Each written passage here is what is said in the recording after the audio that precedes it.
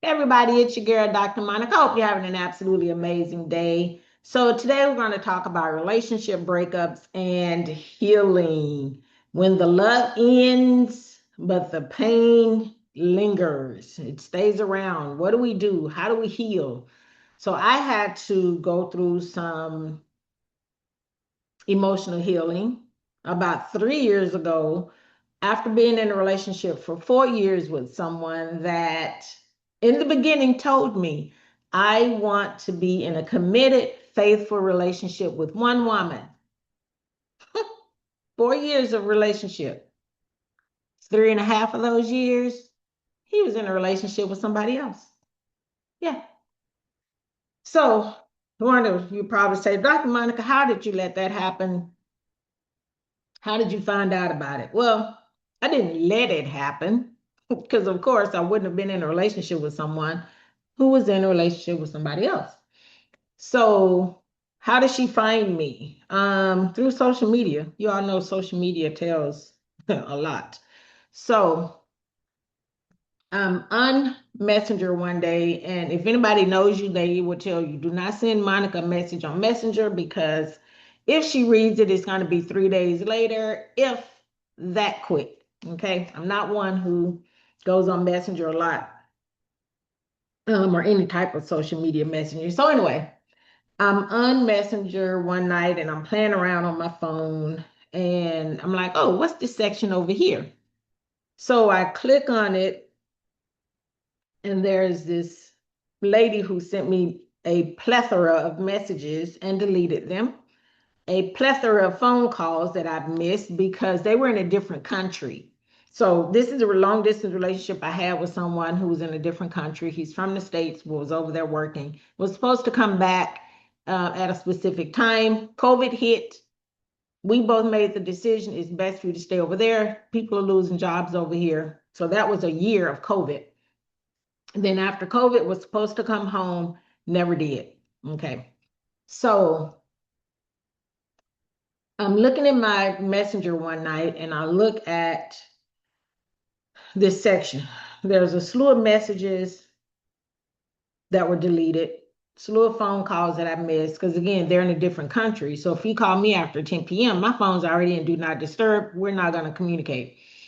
So I was missing phone calls and messages, calls through there, but there were a couple of messages she didn't delete.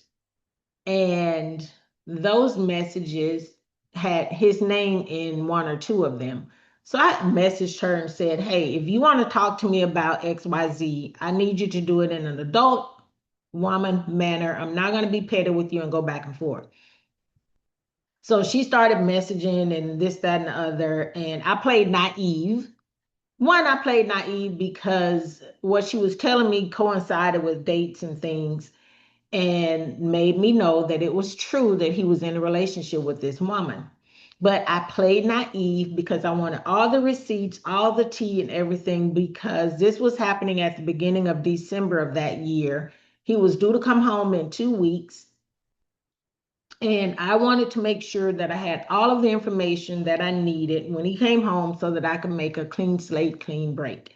And you probably say, well, why didn't you break up with him right then? No, I had become wiser. I needed some things. Um, I had sold my house, so I needed some things taken care of there. I needed investment finances back. I needed a computer that was being brought to me because my laptop had gone out. And, with everything going on, I'm like, you know what? Let me just get a computer too. I had sacrificed a lot. I had given a lot of expectations, or I had been given a lot of gaslighting, put it that way. By now, that's what I'm going to call it, gaslighting. And I was like, no, I need to make sure that I get what I need before I walk away from this relationship. Call it what you want to call it. I'd never done it before, but this time I was kind of in a fed up mood. So I had already started my healing process before I'd even broken up with him. But of course, after the breakup and everything is final, you start to get these emotions going on and everything. So anyway, um, she started sending me pictures, and I'm like, These pictures could have been taken, before you met me, yada, yada, playing naive. Okay. So then she said, well, what more do you want? I said, well, what about some text messages? So she started sending text messages, and lo and behold, I was getting messages about them wanting to start a family and her going to get testing to make sure that her body was ready and that everything was clear with her, that he now needed to go and start his testing. Messages about them getting married, purchasing a home together, messages from them going on different vacations and trips. And one of them coincided with the time that, quote unquote, his phone wasn't working, right? I'm like, your phone works all the time. So why is it that your phone's not working now? I, took that excuse and was like, okay, whatever. Because he and I have been on vacations before. We had no issues with phones. So um, I got all these messages, all this tea. The one that was the two messages that were most alarming for me was one, he told her that I was not there for him when his brother passed away. And I'm thinking, who was with you when you went to Miami? We drove to Miami to go get your brother's ashes. I wasn't there. I wasn't there for you when your brother passed away. Okay. And then the other one was him telling her, it wasn't hurtful, this one was funny, that he had bought a house and that when she came over to visit, she would have somewhere to stay.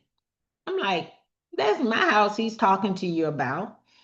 And then him telling her that he needed to come home to take care of some things for his house that he was selling. He needed to get it staged and this, that, and the other. And I'm like, yep, that's my house that I'm selling.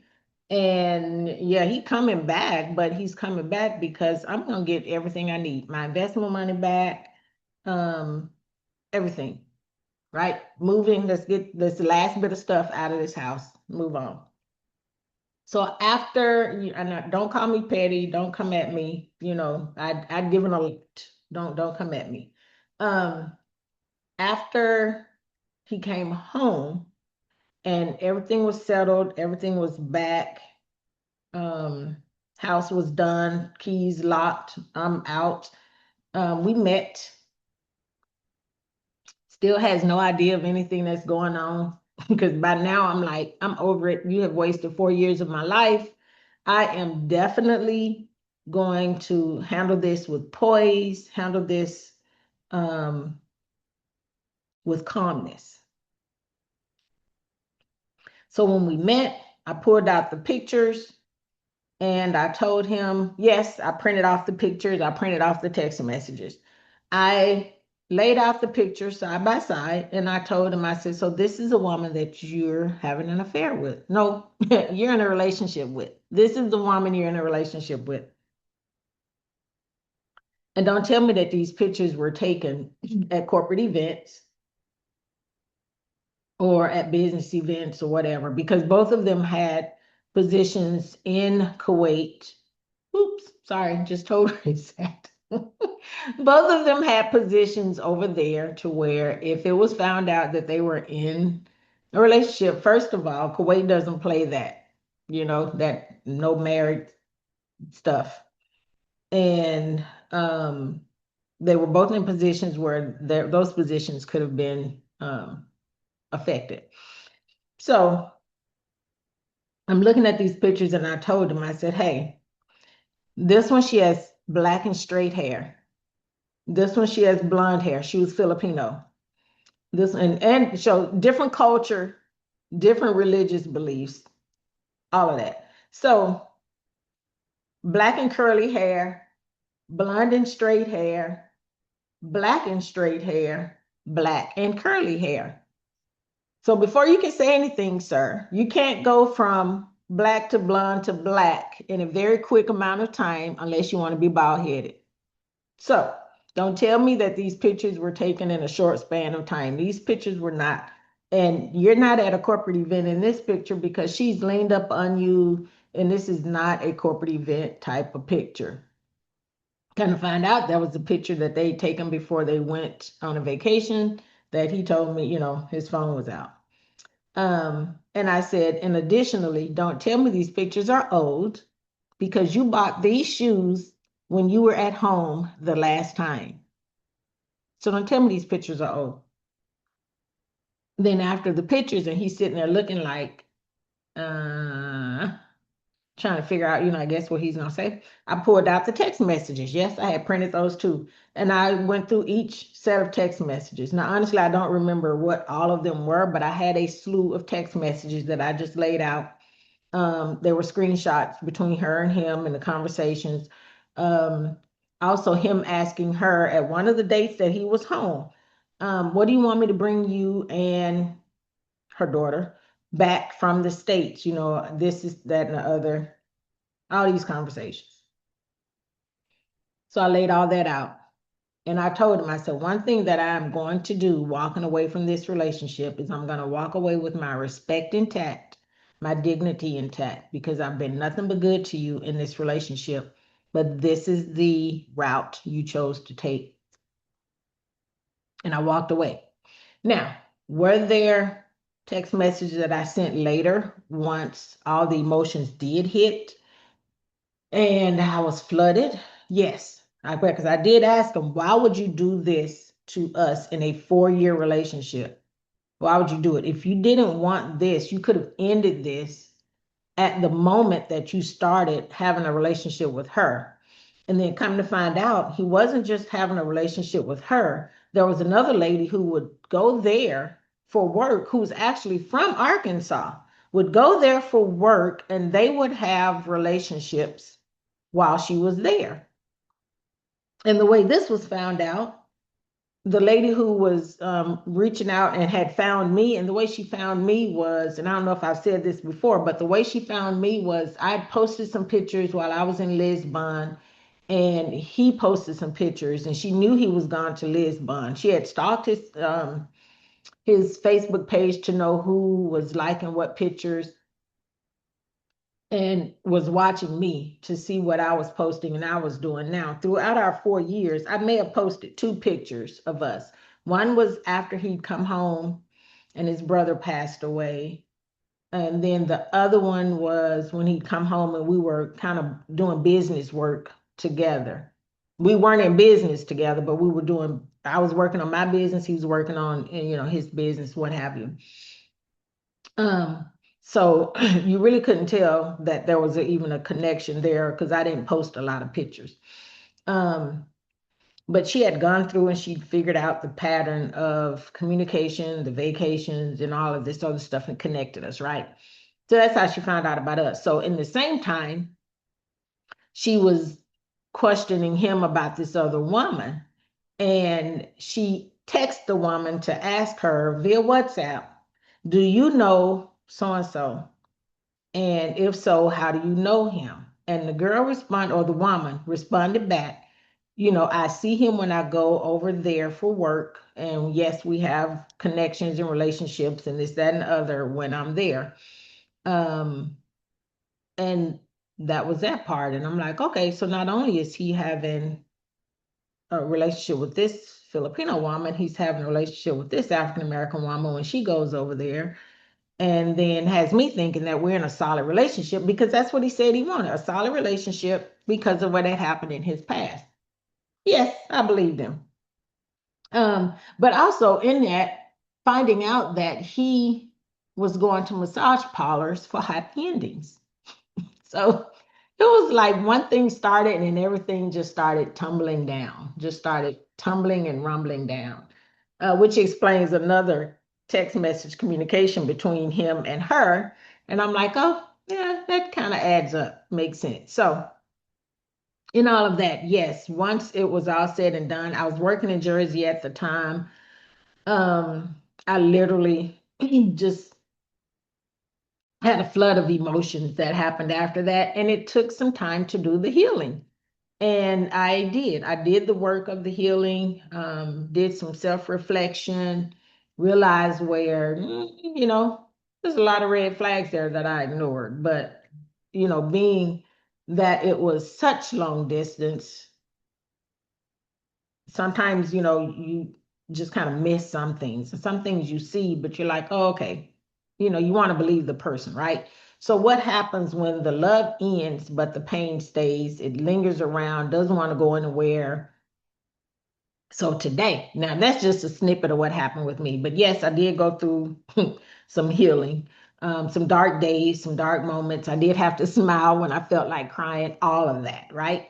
But today, we're going to have that real conversation, not the polished conversation of, oh, I'm doing fine. And then we go cry in the shower, trying to hold ourselves together. We're talking about heartbreak. We're talking about the healing process. We're going to talk about those tough things that sometimes we want to ignore when we have a lost connection, we have a lost relationship. We're going to talk about that pain that comes when the emotional connection ends, the kind that leaves us staring at the wall, staring at the ceiling at night, wondering how things went wrong, wondering how something we may have done could have caused it, wondering how something we believe so deeply about fell apart.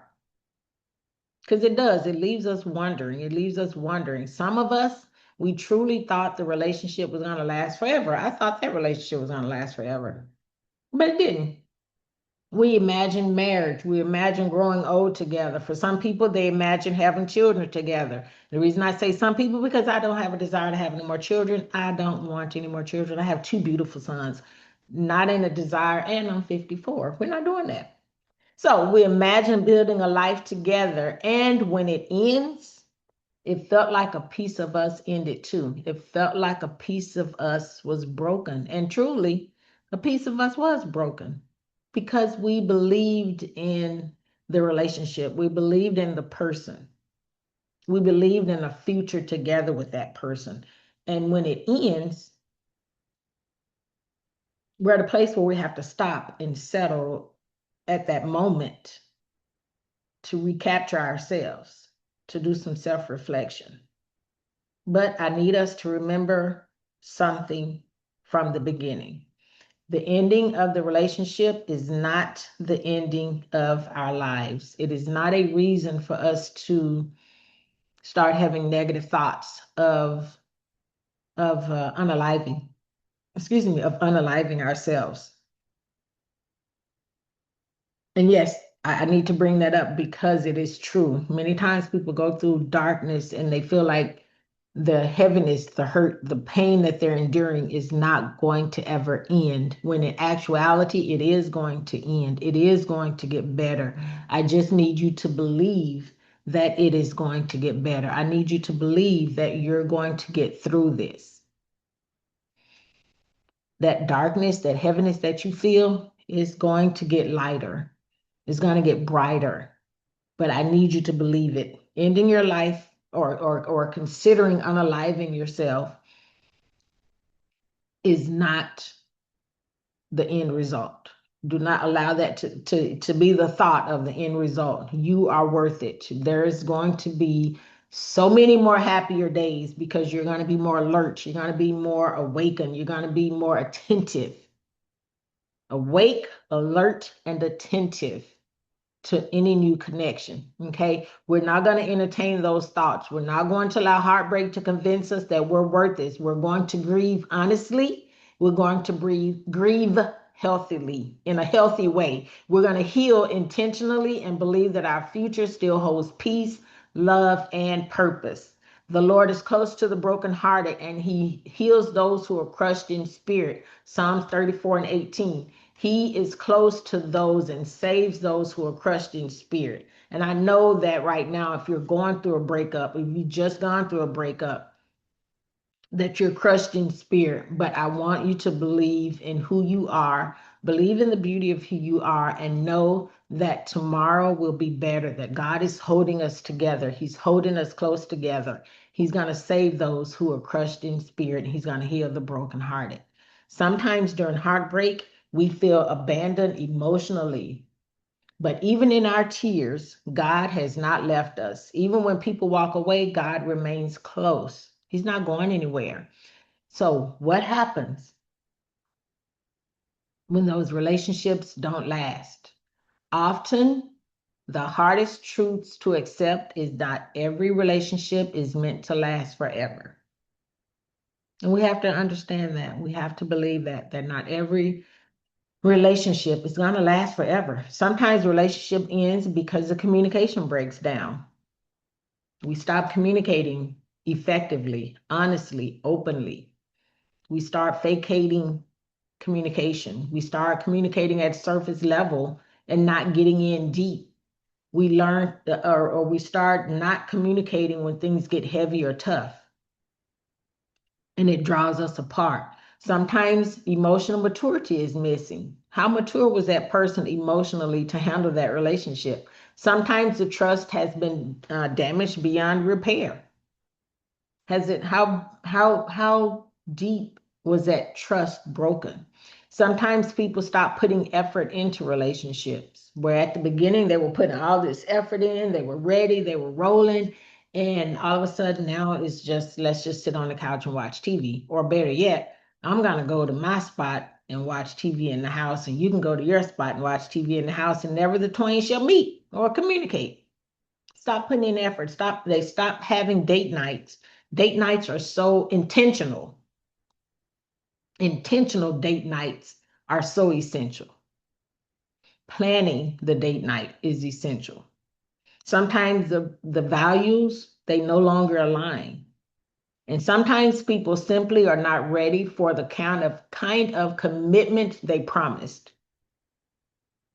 They just not ready. They pop the balloon before they even get the words out of their mouth of saying, this is the type of commitment that I want. It's already popped because they're not ready for the commitment that they want. They're not, or they say they want. Okay. They're not ready to put in the work for the type of commitment that they say they want.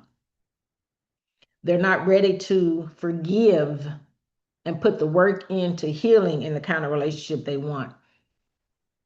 People say, oh, I want my peace in a relationship. I want my peace. I want my peace. But do you understand that anytime you're in a connection with someone, personally, professionally, business wise, whatever it is, there's going to be conflict. The key is how do you handle the conflict when it occurs?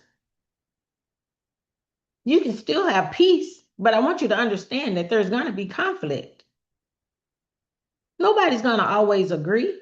Who wants to be in a relationship where you always agree? Because if you always agree, where's their growth in the relationship? Ask some of these people who've been married 5, 10, 15, 20, 25, 30 years. Have they had conflict in their relationship? Yes. But the thing is how do we handle the conflict so that we can get back to the peace? Don't hold grudges. If you say you forgive somebody, stop holding a grudge and bringing it up every time you get upset with them about something. You haven't forgiven and moved on. Figure it out. Learn how to forgive and move on without constantly bringing up what happened in the past. And if we're honest, sometimes we ignore things because we want love so badly. We want the love so badly that we ignore some things that happen. We ignore inconsistency. We ignore red flags. We accept crumbs knowing that these crumbs are not going to result in commitment. We accept crumbs hoping that it results in a commitment, but it doesn't. And sometimes we have to look in the mirror and ask ourselves difficult questions. We have to do some self reflection. Did we lose ourselves trying to keep somebody else? Did we tolerate things that we should have walked away from? Did we ignore our own needs in order to keep a connection alive? Healing requires us to be honest with ourselves. As much as we want the other person to be honest, healing requires us to be honest with ourselves. That does not mean blaming ourselves for everything, but growth happens when we stop pointing fingers outward and we start reflecting inwardly. We can't always point our fingers at the other person. We have to start reflecting inwardly to see what role did I have in this? What role did I have in accepting the crumbs, ignoring the things that happened, accepting them talking to me any kind of way, accepting them talking and flirting with other people in my presence, let alone when I'm not there. Accepting the fact that they talk to me any kind of way and expecting it to change. Accepting their unforgiveness even when they say they forgive. Because when you forgive, you don't keep bringing it up. So how do these breakups affect us mentally, emotionally, and physically? Whew. We have to be careful about how these relationships affect us mentally, emotionally, and physically. Hold on, I need to turn my air on. It's hot and these hot flashes are flashing. Wrong way. Okay. So when you get to be 54, them hot flashes start flashing. Actually, before 54, but that's where I am right now. All right, breakups, they affect us deeply. Emotionally, we may feel rejected, abandoned, angry, embarrassed, lonely, anxious, stressed out. We may feel emotionally numb. Mentally, breakups can cause us to feel exhausted, or they can become mentally exhausting, but they can also be physically exhausting. So breakups can cause us to have some mental exhaustion. We replay conversations, what was said. We keep rereading text messages. Delete the text messages. They're not going to change. It's not going to change the outcome. Delete the text messages. Delete the old pictures. Delete the pictures. Those memories are memories that are gone, that they're not coming back. Delete the pictures. Don't keep re-hurting yourself, if that's a word, re-hurt. Don't keep re-hurting yourself and reliving through past memories by reading text messages, by reading messenger messages, by reading old emails, looking at pictures. Delete all of that so that you can start your healing fresh. Delete it. Don't keep going back through conversations, imagining conversations that were, I can't tell you conversations we've had. I deleted text messages. I deleted screenshots of the text messages that she sent, the pictures of them. I deleted pictures that I had in my phone. And then if I'm scrolling through my pictures and one does pop up, I delete it. I'm not going to sit here and say, oh, where was that at? Or what were we doing? Nope. Delete. Why would I keep it? I even changed his name in my phone to something that I don't even remember what I changed it to. And no, I don't block people. I'm not the type to block people. If you call me, I'm not answering. You don't get that access to me. If you send a text, I don't know who's calling because I've already changed the name. And I'm like, who is this? And then two, I'm not responding to a text because I'm still like, who is this? There are numerous numbers in my phone that say do not answer. But I don't think I changed it to I may have changed it to a do not answer, so I wouldn't know which do not answer is calling, right? Do not answer 1, 2, 3, whatever the case may be. Stop following them on social media. I stopped following on social media. I don't need access to you. You don't need access to me in a way that is like that, right? So don't do that. Don't overthink every detail. Don't wonder if you were enough, because guess what? You are enough. And do not question your worth, because you are worthy. Sometimes we compare ourselves to whoever comes after us. I don't really care who comes after me. I don't. And you shouldn't either. Value what's coming for you, what's coming toward you. Value your future. Value that. Put the work in to your healing so that when your future does come, you're ready. Physically, heartbreak can impact our sleep, our appetite, concentration, energy levels, and even our body tension. Can cause us to have some anxiety. Some people cannot eat, some cannot sleep, some feel exhausted all day long. Heartbreak is not just sadness, it affects the whole person, mentally, physically, and emotionally. Heartbreak affects us all in different ways. Psalms 147:3, he heals the brokenhearted and binds up their wounds. He will heal our broken hearts and he will bind up our wounds. Healing does not mean that we're okay immediately. Healing takes time. And as I often say, healing hurts, but we have to be willing to do the work. Healing means that we allow God to mend the emotional places that were wounded. We don't hold on to anything. We allow him to heal us completely. We sit in our emotions, we sit in our feelings, we sit in our thoughts, and we do the self-reflection in that sitting so that we can heal and grow forward. Believe it or not, sometimes the breakup is protection. Sometimes the breakup is protection, and we never know what it is protecting us from, but it is protection. Sometimes the breakup is protection, and I want you to think about that. How were you protected in that breakup? Okay, this part is maybe difficult to hear. Monica, how is it protection? Sometimes it's protection. We never know what could have happened in the future had we stayed connected to that person. Sometimes it is protection. Sometimes relationships were draining us emotionally and we didn't even realize it. Some had constantly kept us anxious. Some relationships forced us to beg for bare minimum effort. Some made us feel insecure, unseen. Insecure, unseen. Why do I keep saying that word? Unseen. Insecure, unseen, and emotionally unsafe. There it is. Okay, sometimes it makes us feel insecure, unseen, and emotionally unsafe. And when we get to that point, sometimes it may take you to a point of wondering, well, what's happening? What's going on? And for some people, what's wrong with me? Because we start to feel insecure, unseen, and unsafe. And for some people, when we get to that point of being insecure, feeling unseen and unsafe, we know then that it's time for us to have deeper conversations,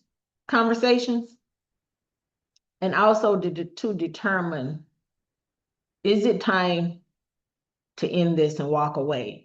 And when we start feeling that way, we can start healing before we even leave the relationship. And that's what I did. I started healing before I even presented him with those pictures and those text messages. But it didn't mean that there wasn't still healing that needed to come after that. It didn't mean that there wasn't hurt that was going to come after that, because it was a 4-year relationship that's coming to an end when it really could have come to an end 6 months in. And I want to say it was even more than 6 months in, but at minimum 6 months in.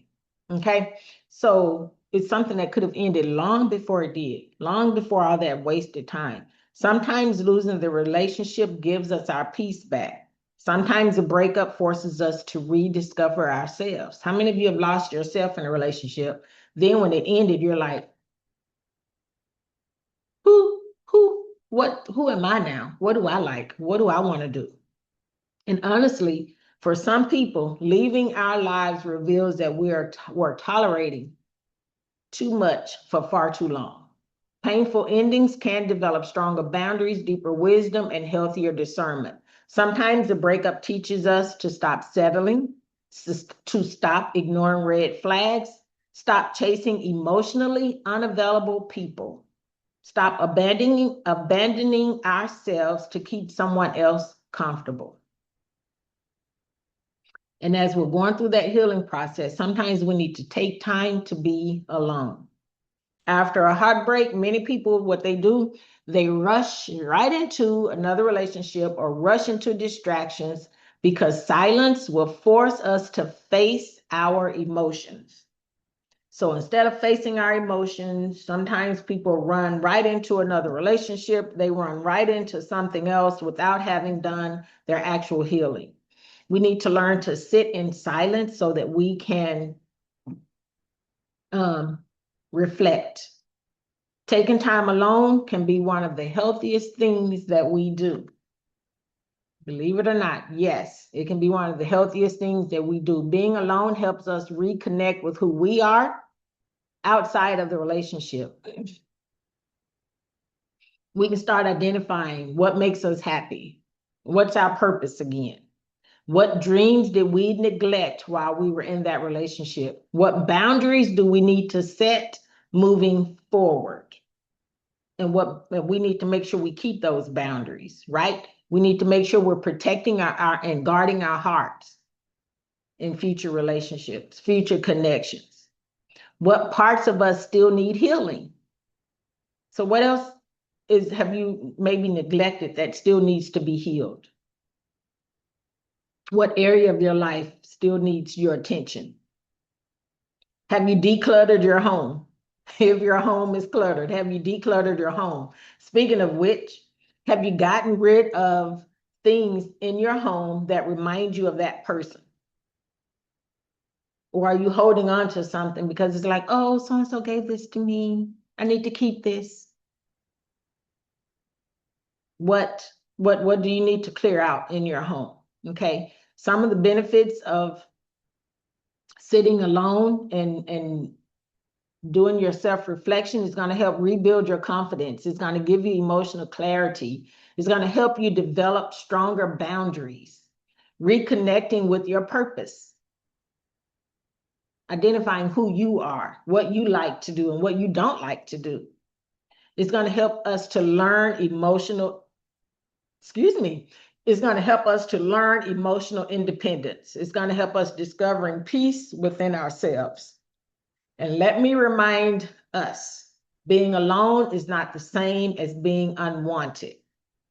Take yourself out on a date, an intentional date, okay? Make plans, buy the tickets, get dressed up for it.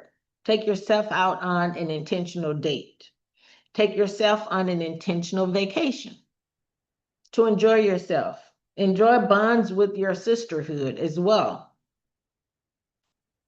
Take time to enjoy life.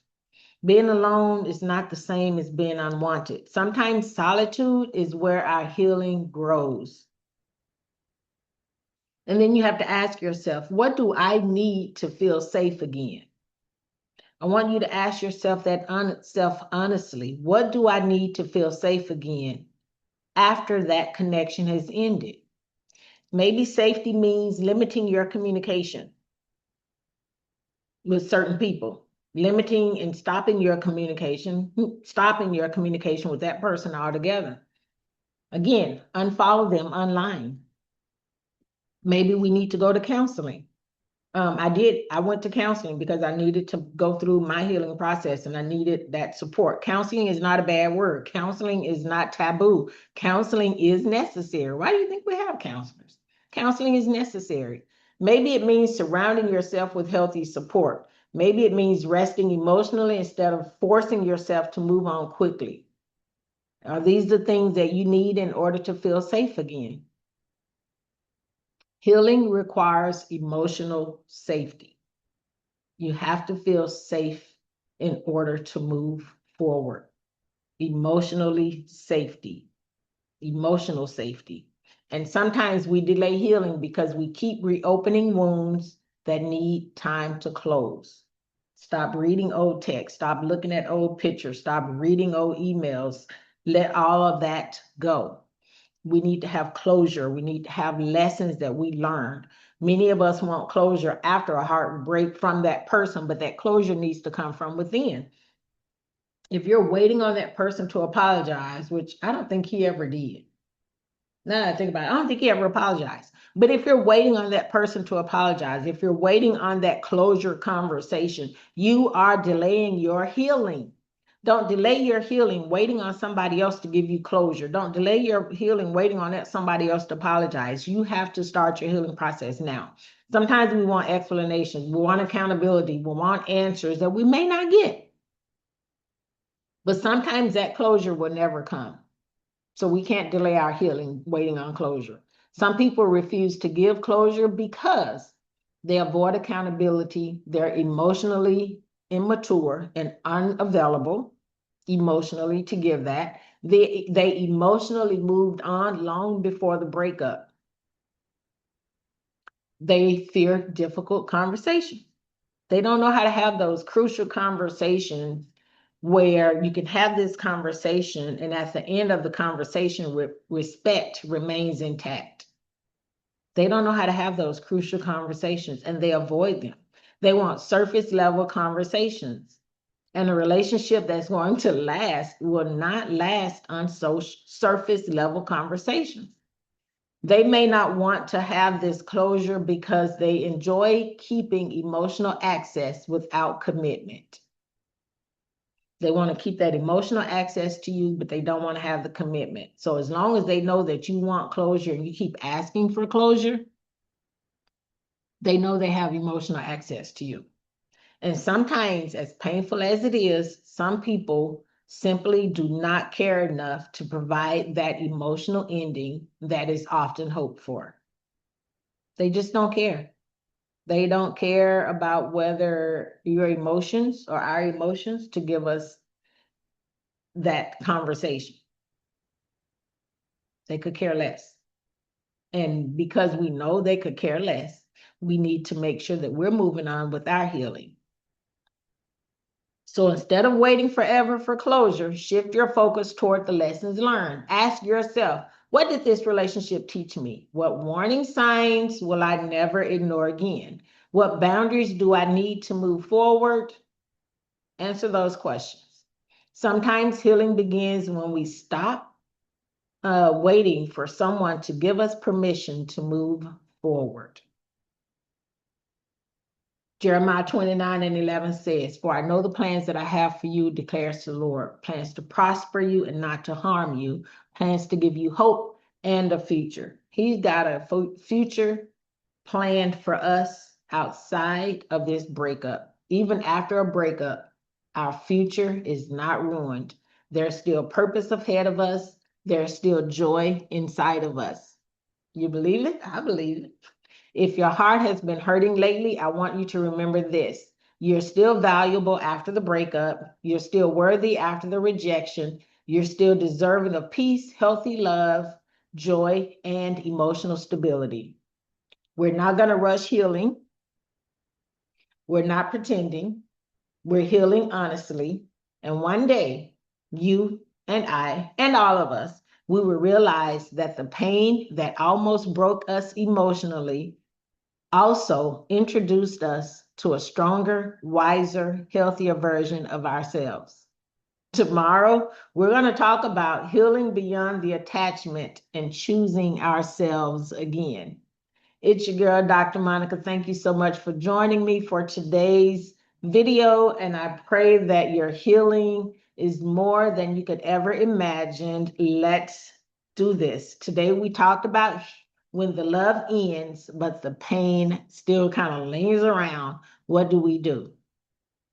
And remember, you're going to move forward gracefully. You're going to move forward peacefully. You're going to move forward because your future is waiting on you. It's your girl, Dr. Monica, and I absolutely love you to life. See you tomorrow.